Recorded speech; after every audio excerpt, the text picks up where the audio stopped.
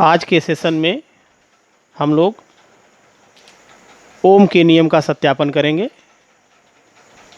जो कि एक एक्सपेरिमेंट है क्लास 10th और 12th के लिए। उद्देश्य अमीटर तथा वोल्ट मीटर की सहायता से ओम के नियम का सत्यापन करना या कीजिए। आवश्यक उपकरण, क्या क्या उपकरण लगेंगे? वोल्ट मीटर, अमीटर, बैटरी या पावर सप्लाई, धारा नियंत्रक, प्लग कुंजी और संबंधक तारे। यह किस सिद्धांत पे कार्य करता है? तो ओम के नियमानुसार यदि किसी धारावाही तार की भौतिक अवस्थाएं जैसे ताप, दाब इत्यादि में परिवर्तन न किया जाए तो तार के सिरों पर लगाया गया विभवांतर परिपथ में बहने वाली धारा के अनुक्रमानुपाती होता है, अर्थात V प्रोपोर्शनल I।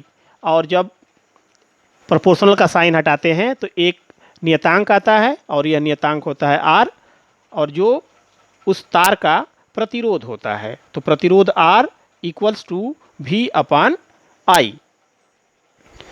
इस प्रैक्टिकल को परफॉर्म करने के लिए,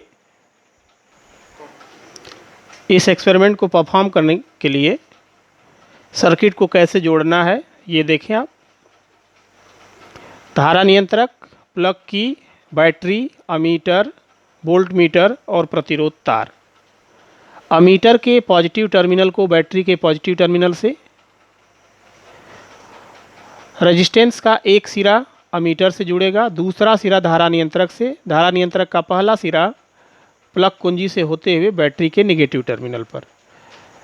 वोल्ट मीटर का पॉजिटिव टर्मिनल अमीटर की तरफ होगा, अर्थात आप ये देखें ये बैटरी की तरफ होगा, और इसका नेगेटिव टर्मिनल बैटरी के नेगेटिव टर्मिनल की तरफ होगा।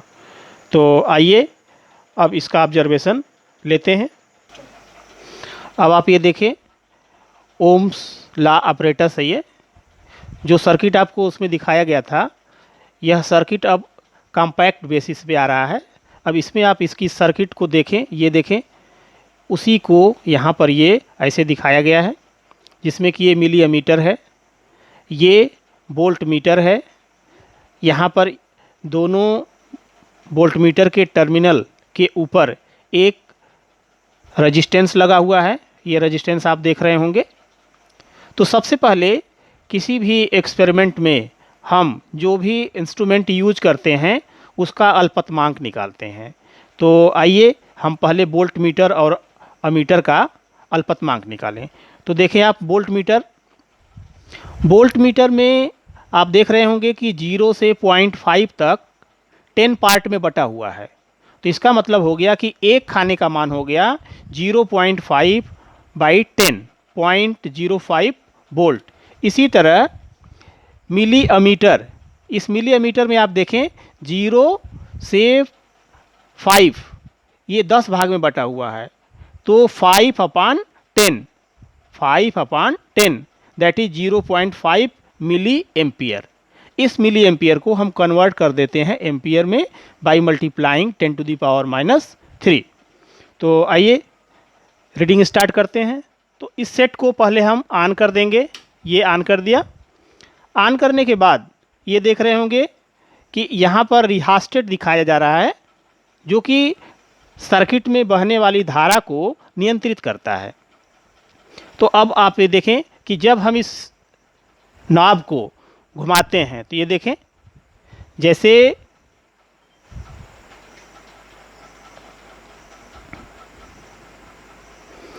अगर आप ये देखें कि वोल्ट मीटर का ये 5 डिवीजन है, वोल्ट मीटर का ये 5 डिवीजन है। अब इसके रेस्पेक्ट में आप ये देखें कि अमीटर में कितना है। तो अमीटर में देखें आप, ये 4 खाना बता रहा है। अमीटर में जो है ये 4 खाना बता रहा है, 4 डिवीजन है। ठीक इसी तरह से फिर हम इसे चेंज करते हैं वोल्ट मीटर का। फिर देखिए, तो अगर हम इसमें 0.5 वोल्ट कर देते हैं, अर्थात इसका 10 खाना, इसका 10 खाना। तो वोल्ट मीटर में डिवीजन हो गए 10, मिली एमीटर में आप देखें तो मिली एमीटर में डिवीजन हो गए 9। इसी तरह से हम रेस्पेक्टिव वैल्यू आगे आप बढ़ाएंगे तो अब आप ये देखें कि हमने ये 15 डिवीजन कर दिया, तो 15 डिवीजन कर दिया तो उसके रेस्पेक्ट में मिली एमीटर में आप देख रहे होंगे कि ये 14 डिवीजन 14 खाने बता रहा, 10 खाने 5.5 तक और फिर इसके बाद जो है ये देखें तो 0 से लेकर के ये 14 खाने हो गए।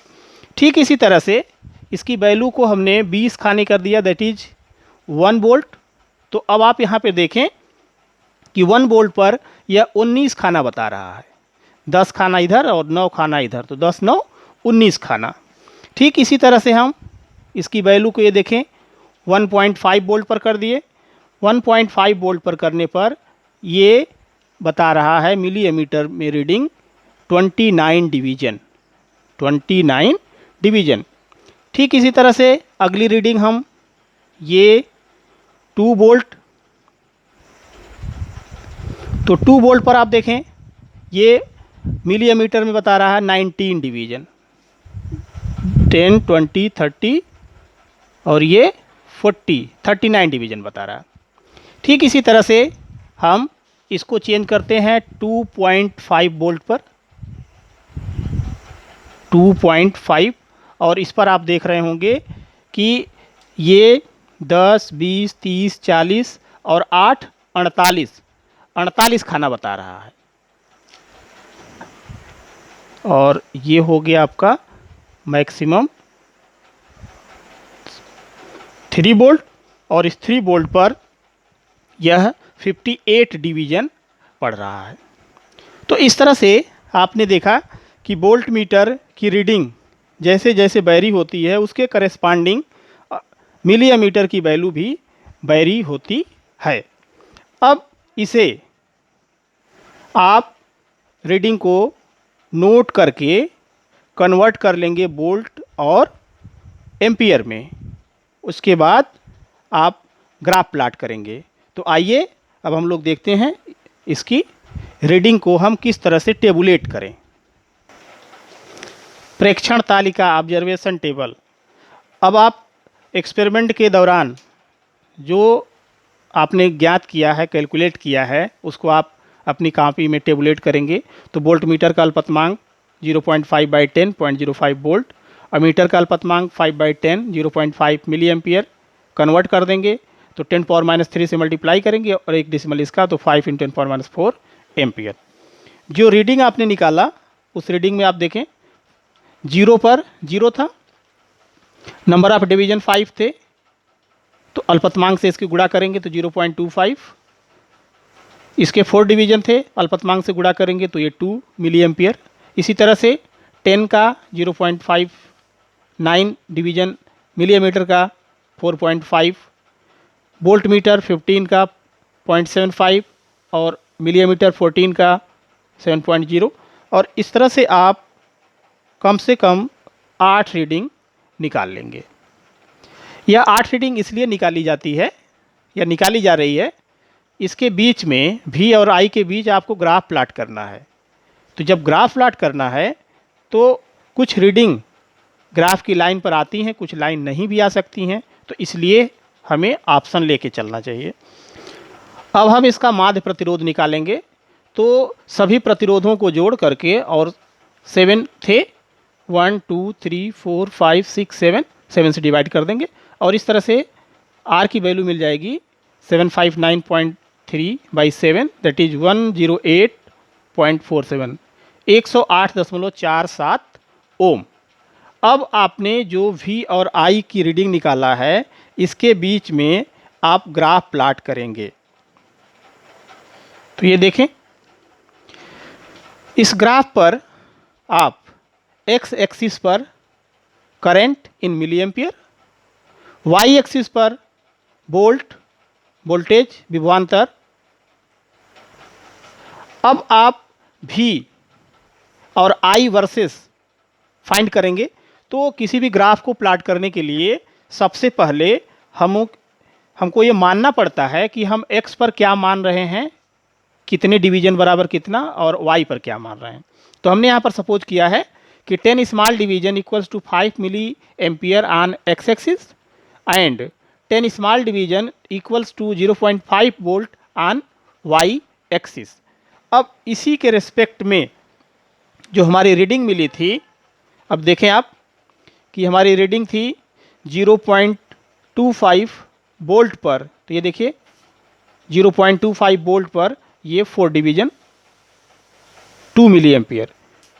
इसी तरह से 0.5 पर 5 आया था, 1 पर आप ये देखें 8, 1.5 और 1.5 पर ये वैल्यू आप देख रहे होंगे कि 14.9 है।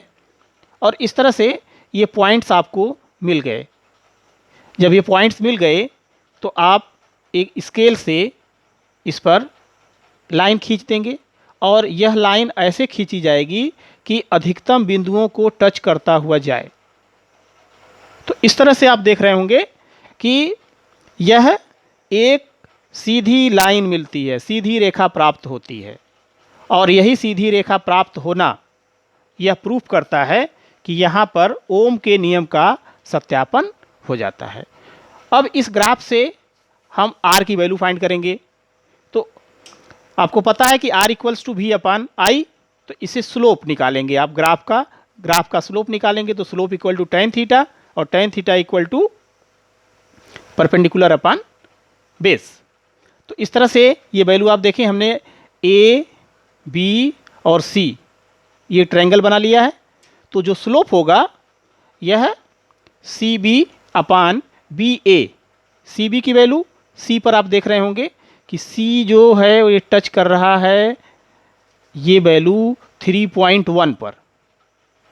C जो है टच कर रहा है, यहाँ पर ये देख रहे होंगे ये टच कर रहा है 3.1 पर, और B की वैल्यू देख रहे होंगे 0.5। और इसी तरह से नीचे देखें B की वैल्यू ये 30 और A की वैल्यू 5, तो 30 - 5 ये मिली एम्पियर, और ऊपर वोल्ट में इस तरह से 26/25 × 10⁻³ और इसको आप कैलकुलेट करेंगे तो आ गया 104 ओम। तो इस तरह से इसकी वैल्यू आ गई 104 ओम ग्राफ से।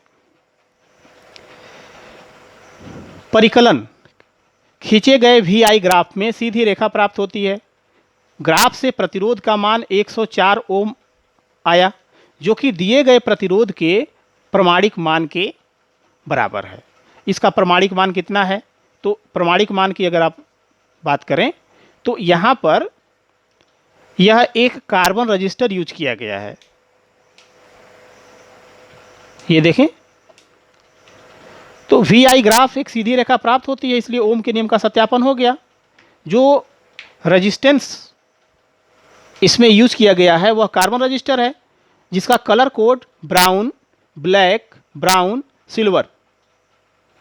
तो कलर कोड से इसकी वैल्यू हो गई ब्राउन के लिए 1, ब्लैक के लिए 0 इंटू ये मल्टीप्लायर तो 10 पावर 1 प्लस माइनस ये सिल्वर तो 10%, अर्थात ये हो गया 100 प्लस माइनस 10%।